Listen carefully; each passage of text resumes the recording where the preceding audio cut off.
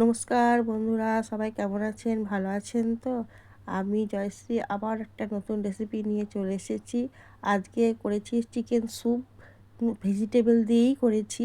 যারা ডায়েট করছেন বা ডায়েট করব ভাবছেন তাদের জন্য আজকে রেসিপিটা। আর খুব কম তেলে মানে ১ চামচ তেল দিয়ে করেছি। আপনারা দেখলেই বুঝতে পারবেন। আর যদি আমার রেসিপিগুলো ভালো লেগে থাকে তাহলে অবশ্যই একটা সাবস্ক্রাইব করবেন আর আমার পাশে থাকবেন। যেভাবে আমার শর্টস ভিডিওগুলো দেখেন সেইভাবেই আমার লং ভিডিওগুলোও দেখবেন। প্রত্যেকদিন নতুন নতুন রান্না নিয়ে আসি আমি।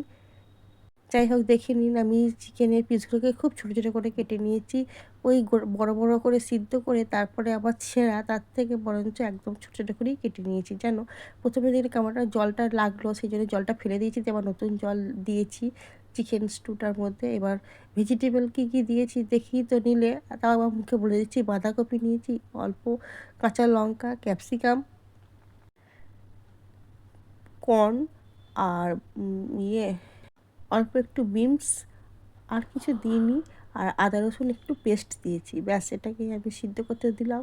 সিদ্ধ হচ্ছে। আর প্রথমে আমি চিকেনটা একটু বেশি করে সিদ্ধ করে নিয়েছিলাম, তারপরে আমি ভেজিটেবলগুলো দিয়েছিলাম।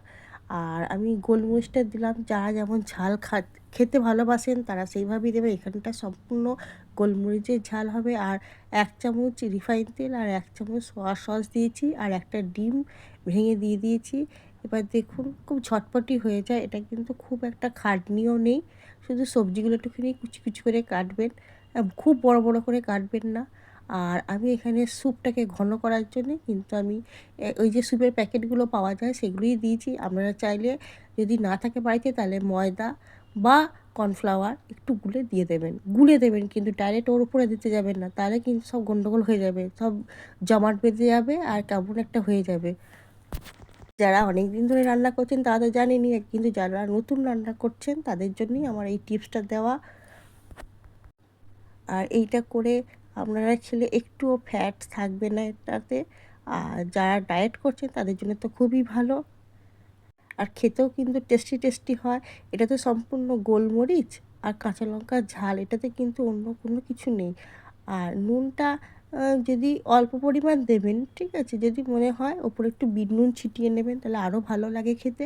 কিন্তু যারা বিট নুনটা পছন্দ করে না, যারা বিট নুন পছন্দ করে না তাদের এমনি ওই নুনটা দিয়ে রাখলেই হয়ে গেল, আর দিতে হবে না।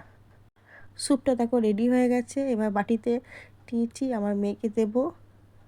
যদিও আমার মেয়ে ডায়েট করছে না, তবুও আমি এটা খাবে। আমার হাজব্যান্ড আর আমার মেয়েকে দেবো। যদি ভালো লেগে থাকে আমার চ্যানেলটাকে আবারও বলছি সাবস্ক্রাইব করে দেবে। আর শর্টস ভিডিওতে যেমন আমাকে ভালোবাসা দাও, সেরকম আমাকে লং ভিডিওতেও ভালোবাসা দেবে। ভালো থাকবে, সুস্থ থাকবে, নমস্কার।